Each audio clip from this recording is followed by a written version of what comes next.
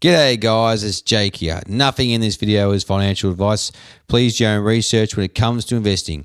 Please be sure to check out my links below, including exchanges I use and social media content that I post. All right, let's go. So I just want to do a quick, short, sharp video. Try and keep it around 10-15 minutes here. I want to talk about the S&P 500, okay, and where it's at and sort of what I see happening the next month. Potentially going into the new year. Okay, so first up, we'll go over the Fear and Greed Index, which we haven't checked on in a very long time, seems like. So this is from CNN Business. And at the moment, we are reading 59. So we are in greedy territory, just past neutral, 50, and not extremely greed, you know, where it goes to some 75 to 100, where it just goes absolutely bananas. Well, S&P doesn't really move that much compared to volatile assets like Bitcoin and et cetera, or, you know, your tech stocks that go absolutely bananas. But S&P 500 is pretty much 500 companies, the best of America has to offer, bundled up in one, okay? That's what it is. And so it won't move as drastically because there's a lot of companies in there and it's just an index that tracks them. So, 59 agreed. And we'll go to timeline. Let's have a look quickly what's sort of transposed. Basically from a year ago, yeah, so 26th of August 2024, we're at this neutral territory at 53. You know, we've sort of gone down to fear in September. Okay, so September is usually a fearful time, and I'll show you in one of the other metrics that we're showing in this video. Okay, so go up October and greedy, okay, 71, and then went back down again. Fearful, November, back up, greedy, fearful. So these things usually overlay on price. It depends what price is. It tracks it pretty closely. And when we get to the extreme fears, like, you know, we did in the tariff scare, we got to as low as 3. Okay, April 8th, pretty much within a day when tariffs were announced by Trump. And we got to this really low extreme fear reading, which is a great time to enter, okay? And then we went absolutely flying from there. And we got to May, and we got 71. Had a pullback in June, 55, and, you know, 55. So it really didn't go anywhere. And then went up again, made a higher high. So obviously price, 75. And went down again, 50 in August, where we currently are. And we're at 59. So we really haven't pushed higher from this peak here in May and July. So it really is a lower high to this one. And you can see, I'll show you price if I can find it. Well, there's the price there, okay. All right, so the price here, you can see the price is going higher, all right, slightly in August compared to July. So 64.60, and it's pretty much flat, okay. And then you can see this fear and greed metric is going down. So it's showing that there's a bit of a divergence happening on the fear and greed, okay. You know, so yeah, we had high here compared to May. It went a little bit higher in July. So did the price, so it was fine. But now it's just flattening out in price from this, you know, this August period we're currently in, which is here. But you know, July, okay, July is back here, and yeah, it's diverging with price. Okay, it's going lower, and that price has obviously gone higher. So we'll see how that one plays out. Who knows what's going to happen in September? But usually it's pretty fearful. Okay, and I'll show you in a further metric. So into Critiverse here, and looking at historical risk levels, the current reading, we're at 0.82, the S&P 500, and you see we're right here, so quite risky. Okay, we're getting quite frothy with current valuations with companies, which is expected given where we are. Okay, in this current environment, which is just everything's gone bananas, particularly tech's the heaviest, you know, weighted category. I think the S&P, and it's doing the best.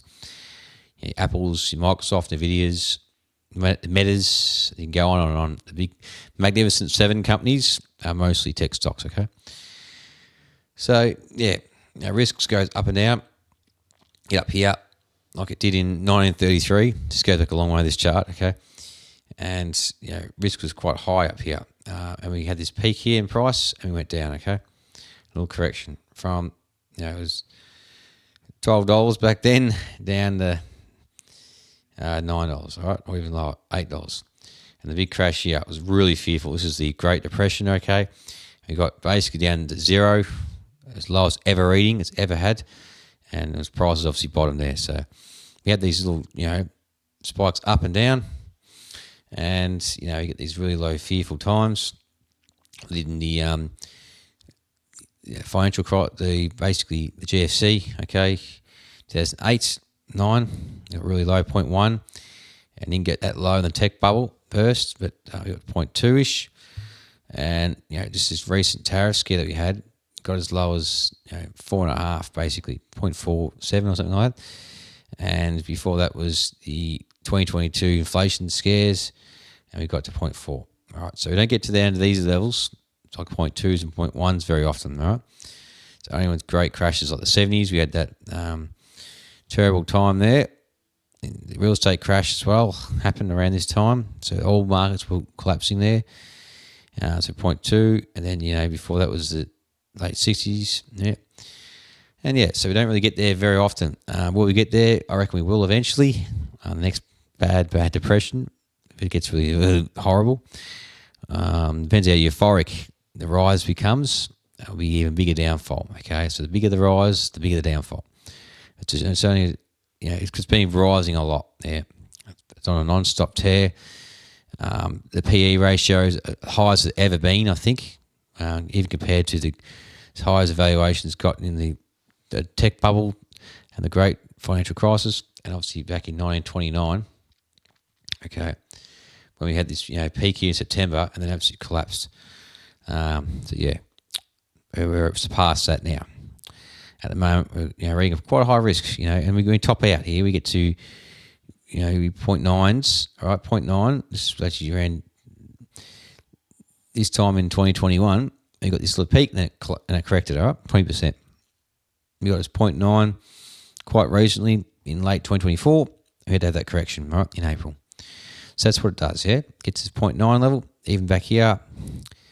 And we got basically, if I zoom in a bit more, okay, so you can see it nice and clearly.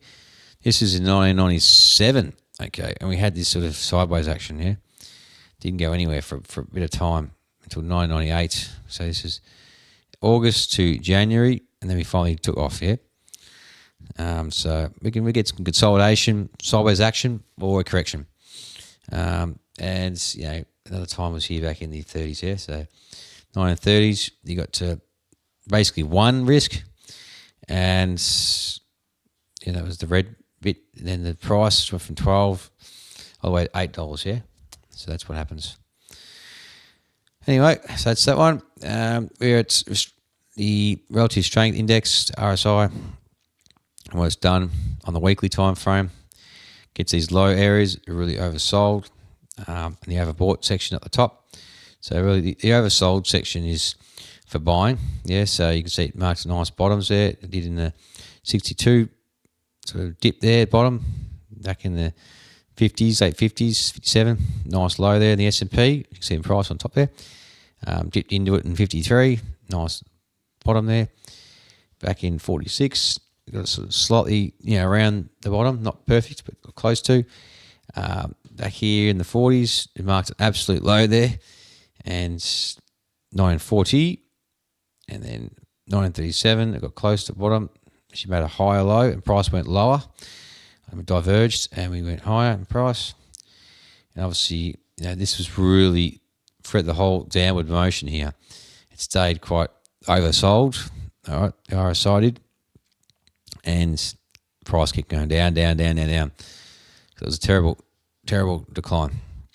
Okay, so we can stay elevated for quite a long period of time too. So when it's really bullish like this, this period from 95 to 2000, you get these overbought readings. All right, sell, and the price keeps going higher. Yeah? Sell, price keeps going higher. Sell, and it keeps going higher. And even though this is going lower, it takes a long time for price to really see that divergence playing out and then correcting.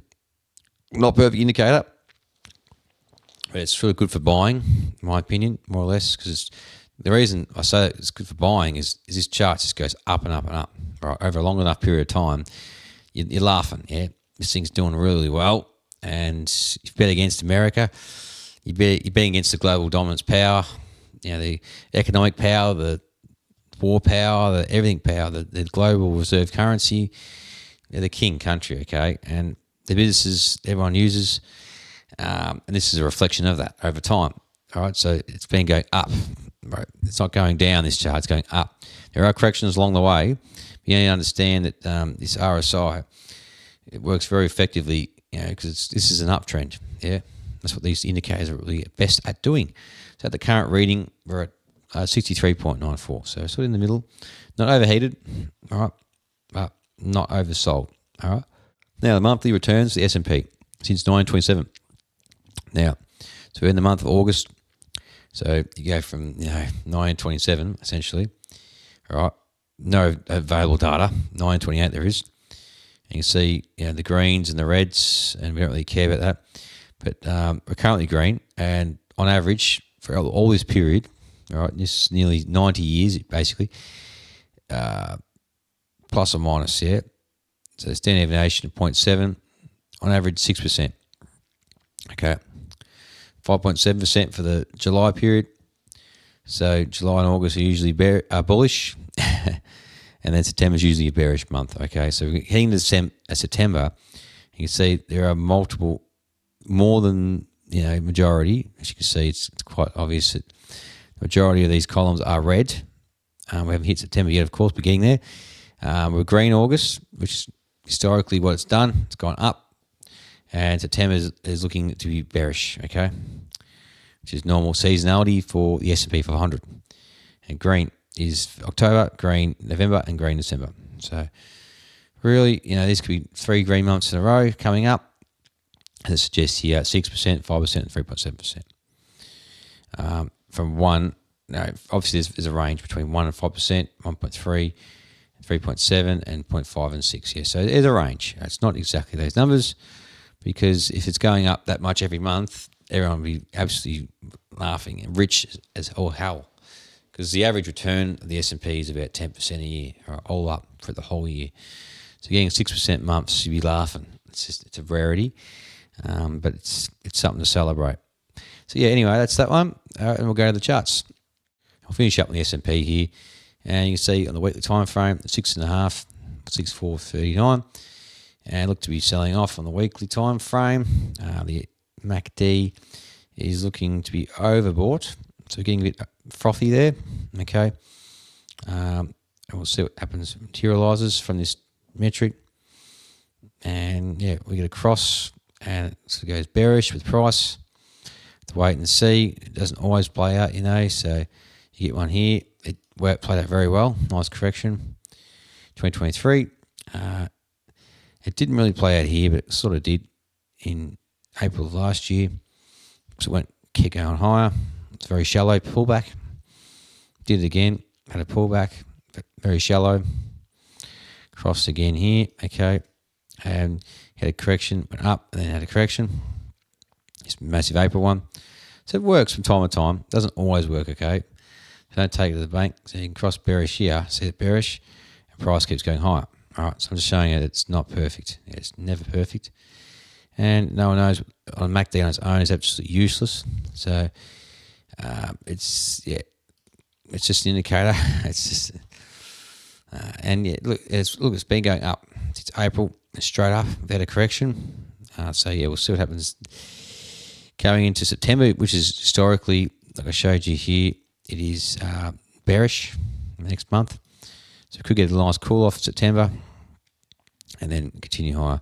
I've drawn this level at 59.58, sort of a potential area before we go higher, right? That's sort of what I'm seeing. Just a cool off. Yeah, had this nice rally since April. Then look at a cooling off period and then continuation higher. That's pretty much all I can say. There's nothing else to really comment on. We do have gaps. Yeah, there's a little gap here on the 3-day to fill this gap and then go higher. All right. Obviously, there's a gap here. But I don't think we're going to fill that in a hurry.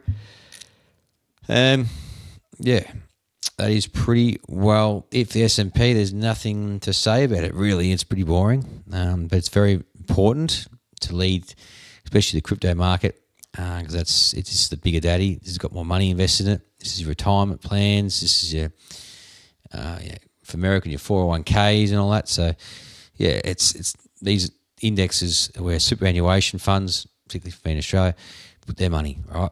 Because they're safe, they're diversified, and you can't go get wrong betting on America, their economy, and yeah, that's why it continues to do well over time. So get corrections for buying, all right? So we'll definitely wait for that to happen. On the 3-day, it has crossed already. So wait for that to materialise. If it does come back down or stays elevated and price can keep going higher, we don't know what's going to happen. But I am seeing correction in September, as it shows on the monthly returns. And that's it. All right, so it's a bit shorter video. Hope you enjoyed it. Still got S&P 500 going over different metrics such as fear and greed. It's risk metrics, it's RSI, it's monthly returns, and then it's looking at some charts, okay? A chart, potentially where it could go, but you just can't chart the S&P. It's a train that full steam ahead, and it just won't slow down anytime soon. It's better off getting on the bandwagon than just holding off for a big crash, because they don't happen very often. Only in recessions and depressions that we get massive crashes. But if you average your money over time, you want to be participating in the market, okay? It's bad to be out of it, because that's where the wealth has been. It's through building businesses, and the businesses are the economy. So without them, we're screwed. If you invest in them, you're sharing an upside of what they can do. So definitely, if you're investing, S&P 500 is definitely a choice, one of the leading and most popular indexes to follow and invest your money in. And it gives you a good sort of understanding of the health of the economy. Sometimes it shrugs certain events off, like wars and political stuff. The Feds, what they have to do, inflation fears, etc. The job market. Well, job market's really drives businesses. So they starts to freak out, and the unemployment rate goes high. The stock market doesn't like that, so it's more sensitive to more job-related unemployment figures, compared to, say, inflation. Because inflation, when it does get heated, it's shown the economy is quite strong and there's customer demand and there's over-demand for goods, and you get inflation, and we'll see. So that is that one. So if you enjoyed this video, please smash the like, comment your thoughts below, subscribe to stay updated. Be sure to check out the links below. Okay, I'm over the poll. And I'll catch you next one. Cheers.